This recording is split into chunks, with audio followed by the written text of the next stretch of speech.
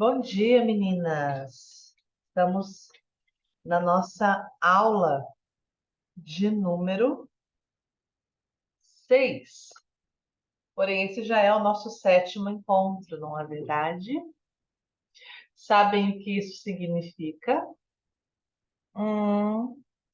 Que esta é a nossa penúltima aula. Quem diria? Quem diria que chegaria tão rápido? E hoje nós vamos falar sobre a minha aula favorita, né? Que é a dinâmica de personalidades. Eu amo falar sobre esse assunto. Eu tenho um conteúdo que eu comecei a estudar a partir desta aula, a partir da primeira vez que eu ouvi falar sobre isso, há anos atrás, na aula desse livro. E, como vocês sabem, eu sou terapeuta e o meu estudo de caso no meu TCC foi sobre temperamentos. Então, assim, é um assunto que amo, amo, amo. E eu quero orar para começarmos, tá bom? Pai, em nome de Jesus, nós colocamos as nossas vidas, rendemos o nosso coração diante de Ti, pedindo a Ti, Senhor, que o Senhor aquiete a nossa alma, que o Senhor tire da nossa mente todo pensamento de distração, que o Senhor coloque os nossos olhos em Ti, a nossa atenção esteja voltada a Ti, e é o que o Senhor quer ministrar ao nosso coração nesta manhã, neste dia. E eu te peço, Deus, que os nossos corações sejam inclinados a Ti, sejam levados cativos à obediência de Cristo, porque nós sabemos, Deus, que aquilo que o Senhor nos direciona, aquilo que o Senhor nos revela, são coisas que o Senhor já está com tudo pronto que precisa para mudar nas nossas vidas. Então, eu peço, Senhor, que, a começar em mim, cada uma de nós possamos estar com o coração aberto, sem resistências, para ouvir aquilo que precisamos mudar nas nossas vidas para a tua glória. Em nome de Jesus. Amém. Amém, meninas. E eu gosto muito dessa aula. Já falei isso. E eu vou repetir, porque eu gosto muito dessa aula. É uma aula, ela nos liberta de nós mesmos. E eu tô vendo.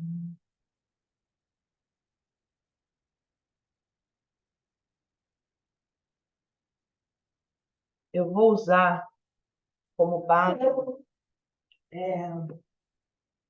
meu estudo do temperamento aqui, a base do meu TCC, tá bom?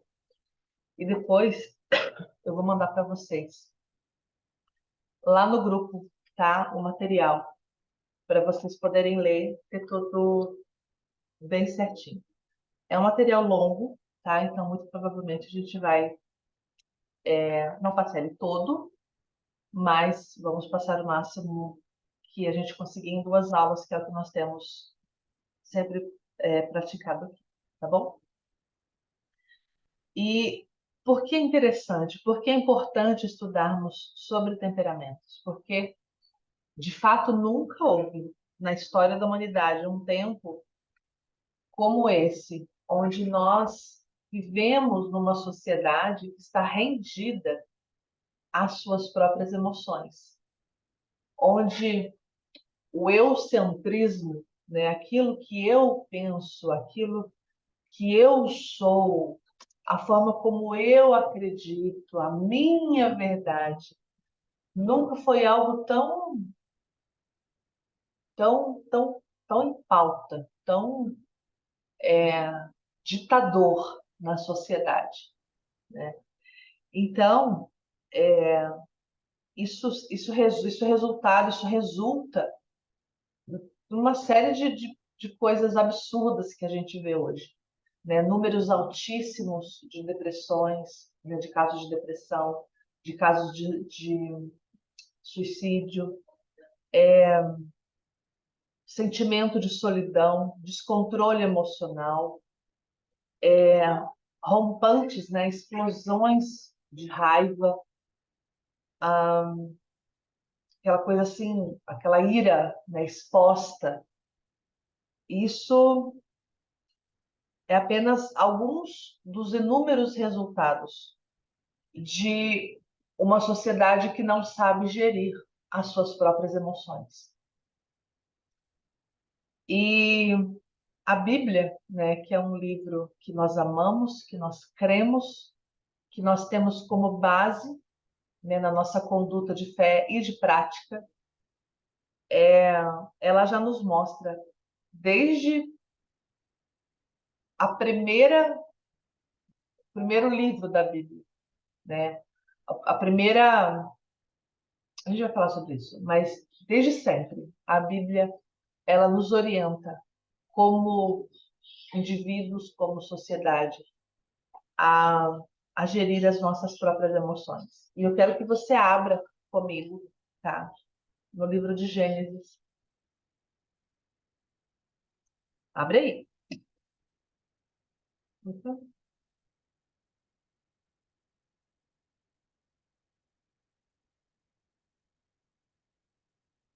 Gênesis 4, comecinho da Bíblia. Gênesis 4. Aqui nós vamos ver a história de Caim e Abel, que é uma história que todo mundo conhece, na verdade. É aqui que nós vemos o primeiro homicídio registrado na história. E eu quero ler com vocês aqui. O que estava acontecendo aqui? Caim, ele estava irado com o irmão, porque o irmão havia oferecido uma oferta ao Senhor, e a Bíblia diz que Deus se agradou de Abel e de sua oferta, e Caim também ofereceu uma oferta, mas que Deus não se agradou da oferta e de Caim.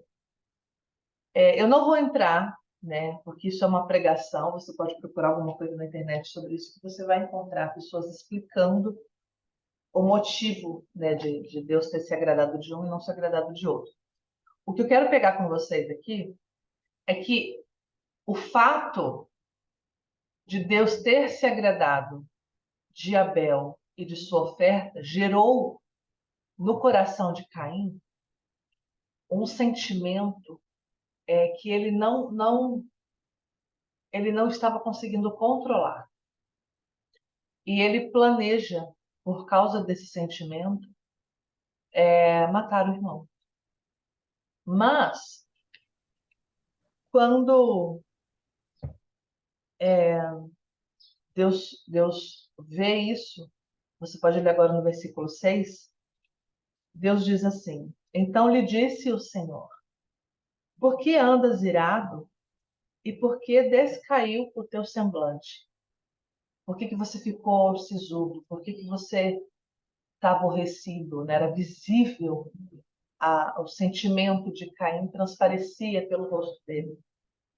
E aí Deus fala, Deus falando assim com Caim: Se procederes bem, não é certo que serás aceito? Se você fizer as coisas do jeito que elas precisam ser feitas, existe um jeito de fazer as coisas. Se você fizer do jeito que elas precisam ser feitas, não é certo que você serás aceito? Se, todavia, procederes mal, eis que o pecado jaz à porta. O seu desejo será contra ti, mas a ti cumpre dominá-lo. Aqui Deus está falando, nas entrelinhas, que ele sabe o que Caim está planejando. E ele coloca nas mãos de Caim a responsabilidade de lidar com aquilo. E o que que isso me ensina e ensina para você? Sobre autogestão emocional. Deus poderia ter feito com que o sentimento do coração de Caim desaparecesse? Poderia. Deus poderia ter avisado Abel, ó, foge do teu irmão. Vai para o outro canto do planeta, porque o teu irmão está decidido em te matar. Poderia? Poderia. Deus poderia ter feito Caim desaparecer dali e aparecer no outro canto da terra, levado ele embora para proteger Abel. Poderia? Poderia. Deus poderia ter destacado anjos para ficar ao redor de Abel, para guardar ele, proteger ele, livrar ele do irmão? Poderia. Mas Deus não fez nada disso. E no final, Abel foi morto pelo irmão. Então, Deus me ensina e te ensina aqui que a autogestão emocional é uma responsabilidade minha e sua. Cabe a você dominar, governar sobre aquilo que está no teu coração. Você tem, não só cabe a você, você tem o poder de governar sobre as suas emoções, tá?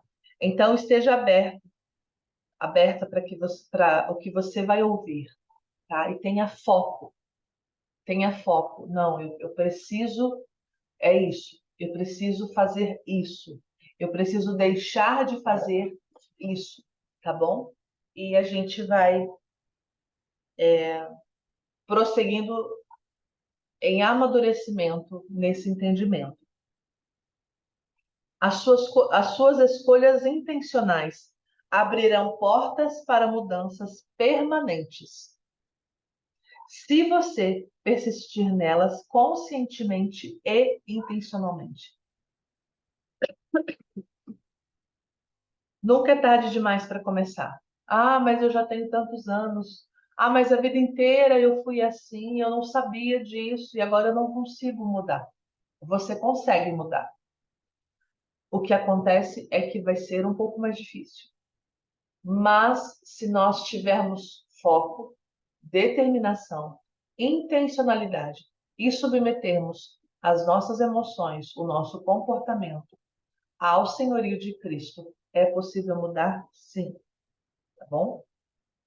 Nunca é tarde demais para começar e nunca é tarde demais para recomeçar, porque a Bíblia também nos ensina que a gestão emocional é um processo, que nem sempre é um processo rápido. Salmos 42, abre aí. Salmos 42. Olha que importante é esse ensino.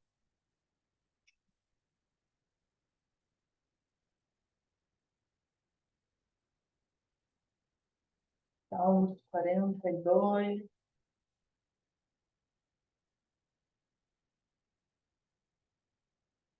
Aqui nesses salmos, o salmista, né,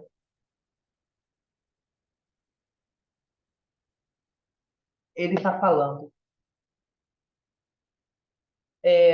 Como a costa suspira pelas águas, assim por ti, ó Deus, suspira a minha alma. Minha alma tem sede de Deus, do Deus vivo. Né? E ele vai, não vou ler o salmo todo, não. Vou focar naquilo que eu quero falar com vocês. E aí, aqui no versículo 5, ele diz assim: Por que está abatida, ó minha alma? E por que te perturbas dentro de mim? Espera em Deus, pois ainda o louvarei. A Ele, o meu auxílio e Deus meu. Ele ora isso ao Senhor. A minha alma está abatida. Por que a minha alma está abatida? E mais para frente, você vê ali no versículo 11, ele repete novamente a mesma coisa. Por que está abatida a minha alma? E por que você se perturba dentro de mim. Espera em Deus. Então, aqui nós vemos que existe um processo. Ele precisou persistir nisso, tá?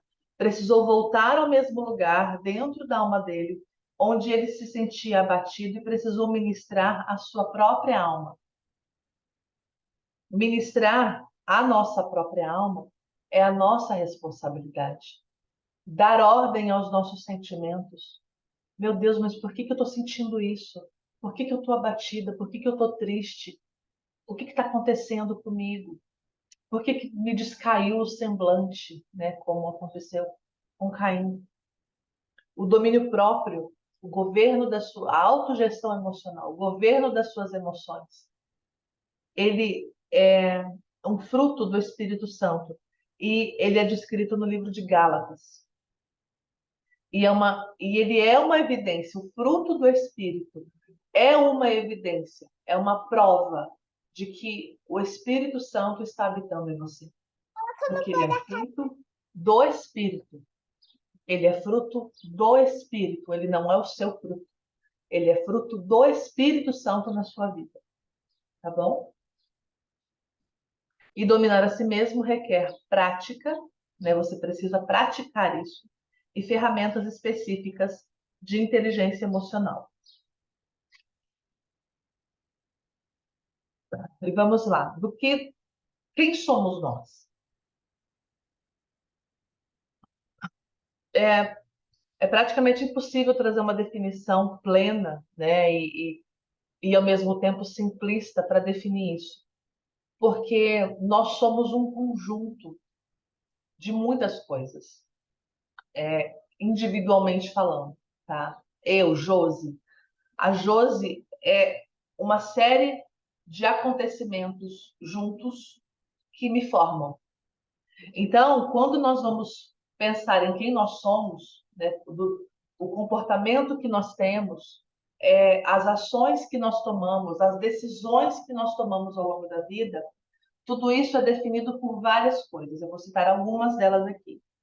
A nossa personalidade, o nosso temperamento, né, que é o que nós estamos com foco de estudo aqui, o nosso histórico familiar, né, quem é a nossa família de origem, a nossa criação, a nossa educação, a forma como fomos educados, o nosso convívio familiar, a cultura familiar, tá? A nossa experiência de vida, aquilo que eu vivi individualmente ao longo da minha vida, enquanto eu crescia, tá?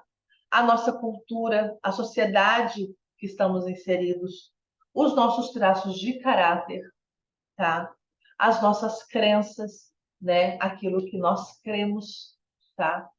E aquilo que nós praticamos, daquilo que nós cremos, e o nosso nível de inteligência emocional, que é a capacidade, o que é inteligência emocional? É a capacidade de avaliar uma situação de imediato e ajustar o nosso comportamento de acordo com essa situação, de modo a manter o bom relacionamento, ou seja, o domínio próprio. O seu nível de inteligência emocional, ele está relacionado a como você reage às situações. Sabe aquela pessoa bateu, levou? Aquela pessoa que ela é reativa? É uma pessoa que tem um baixo nível de inteligência emocional. Ela precisa aprender a trabalhar, a desenvolver o nível de inteligência emocional. Aquela pessoa que consegue perceber o que está acontecendo e processar rápido para saber qual é a reação que ela precisa dar àquilo, qual é a resposta que ela precisa dar àquilo, é uma pessoa que está em crescimento no desenvolvimento da inteligência emocional. E como eu falei com vocês, aqui a gente vai falar sobre temperamentos. Eu espero que vocês tenham lido o conteúdo do livro que eu passei para vocês, porque, gente, esse livro, ele traz um estudo maravilhoso, tá?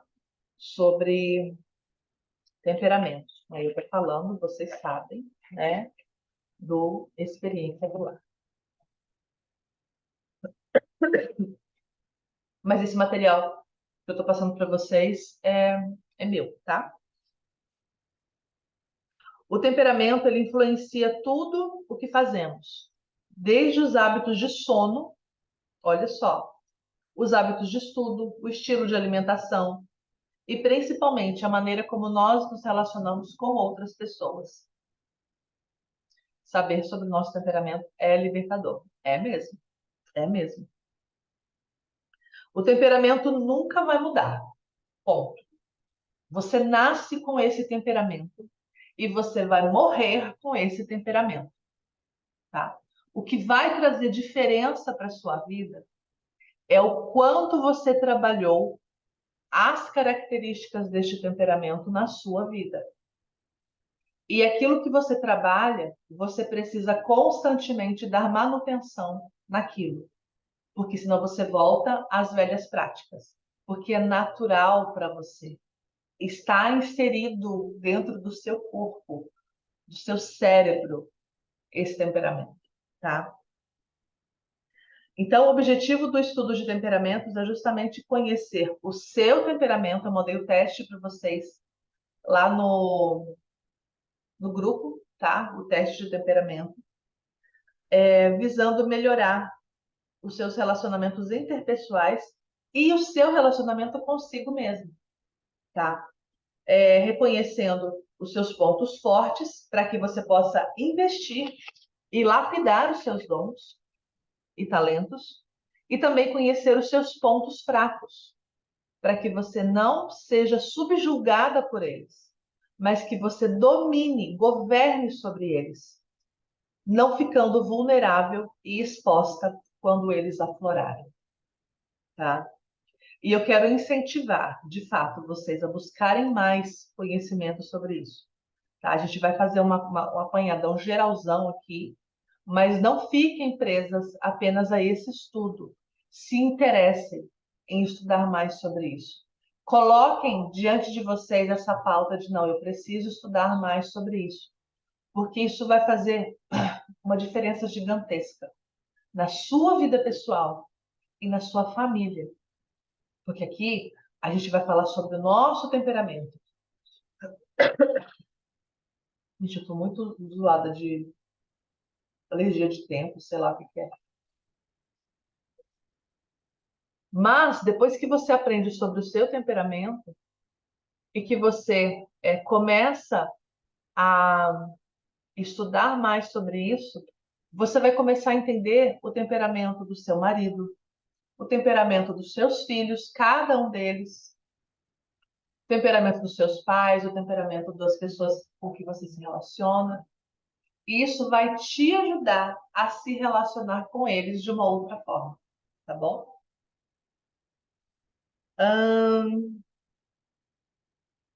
E por que que nós devemos estudar sobre isso?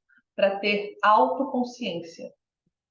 Porque ninguém muda aquilo que não sabe que precisa ser mudado. Já é difícil você mudar algo, um comportamento, um hábito. Você sabendo que você precisa mudar aquilo, você decidindo mudar aquilo, já é difícil. Quanto mais se você não souber que você precisa mudar aquilo, que aquilo é uma coisa que pode e que deve ser mudada. Então, autoconhecimento é libertador, tá? Então, seja ensinável, tá? Seja disciplinada. Abra mão dos seus paradigmas. O que é um paradigma? Paradigma é todo comportamento que você tem, mas que de fato você não sabe por que você se comporta daquele jeito. Isso é um paradigma. É a forma como você lida com as situações. Mas por que você faz dessa forma? Eu não sei. Sempre foi assim, sempre fui assim. Minha mãe era assim, minha avó era assim, fazia as coisas desse jeito, então eu fiz assim também. Tá? Isso é um paradigma. Então, se é algo que precisa ser mudado e que pode ser mudado, abra mão disso, tá? Treine a sua alma para obedecer ao Senhor. Porque além do conhecimento, além do estudo, nós temos um auxiliador, nós temos alguém conosco, segundo aquilo que a Bíblia diz, que é nosso de fé, livro de fé e prática, que o Espírito Santo está conosco para nos convencer do pecado, da justiça e do juízo. Ele nos orienta, ele nos direciona, ele nos mostra o caminho, ele nos convence, ele nos dá argumentos na nossa própria mente. Então, treine a sua alma para obedecer ao Senhor, tá bom? Quando acontecer alguma coisa e você ficar em conflito consigo mesma por causa do comportamento que você teve, não é você, é o Espírito Santo soprando no seu ouvido, falando com você carinhosamente, ó, eu acho que você pegou pesado demais aqui. Ó, você foi um pouco dura demais. Peça perdão. Não endureça seu coração quando você sentir isso. Você morre para si mesma e obedece. Obedece ao Senhor imediatamente. Não deixar depois eu falo, porque depois você não vai falar. Toda vez que você perceber o Espírito Santo te dando uma orientação, não resista. Treine a sua obediência, que quanto mais você treinar a sua obediência, mais ele vai falar com você e mais rápida vai ser a sua resposta. E, por fim, peça sabedoria a Deus, pois Deus dá liberalmente a quem pede, tá? Isso está em Tiago 1,5. Como saber qual é o seu temperamento? Você vai ter que fazer testes, né, para poder, como aquele que eu mandei para vocês no grupo. Aliás, eu acho que eu fiquei de mandar mais um teste e eu acabei não mandando. Eu acho que eu não mandei. Eu vou mandar, tá? Lá no grupo para vocês. Um teste que ele é mais completo, tá? Ele é bem extenso. Você vai ter que fazer com um papel, um caderno do lado, para você ir marcando as respostas. E aí tem todo um processo, tá? Então, se você, de repente, fez aquele teste que eu mandei e ficou na dúvida, você faz esse outro mais completo, tá bom? Você pode se aplicar nesse teste, que hoje em dia nós temos vários, né, pela internet. Você pode consultar um psicólogo, um terapeuta, para te ajudar a entender esse processo de autoconhecimento com você mesmo, tá? Então, profissionais, né, que estudam sobre isso, que estão treinados, né, para ver essas características individualmente. Mas existe uma dica muito importante quando você for fazer um teste. Quando você for fazer o seu teste de temperamento, você precisa dar as respostas, tá? Com o entendimento do seu eu genuíno, do seu eu verdadeiro, do seu eu carnal. Por quê? Na nossa jornada cristã, na nossa caminhada cristã, de alinhamento bíblico e dependência do Espírito Santo e busca do Espírito Santo e buscando nos parecer, nos assemelhar a Jesus, é natural que você, é natural não, é esperado pelo amor de Deus, que você já tenha passado por processos de transformação na sua vida. Então, você pode falar assim: ah, não, porque eu era assim e hoje eu já sou assim. Esse eu era assim, muito provavelmente, é uma característica do seu temperamento que você deixou de ter ao longo da sua caminhada com Cristo.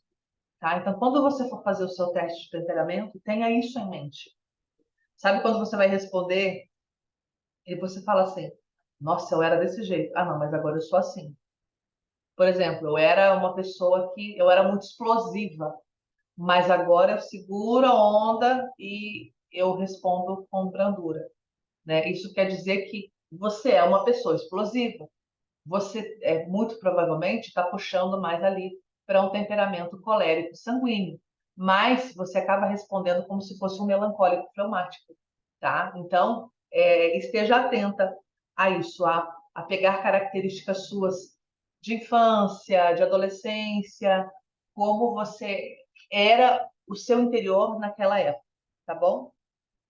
Antes de passar por todos esses processos de autoconhecimento e amadurecimento cristão, emocional e tudo mais, tá? Como nós já estamos finalizando aqui a aula no tempo aqui, tá? Nós temos apenas 6 minutos antes de encerrar a aula sozinha.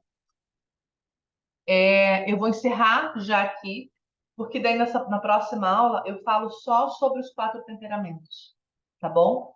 Mas, gente, estudem sobre isso.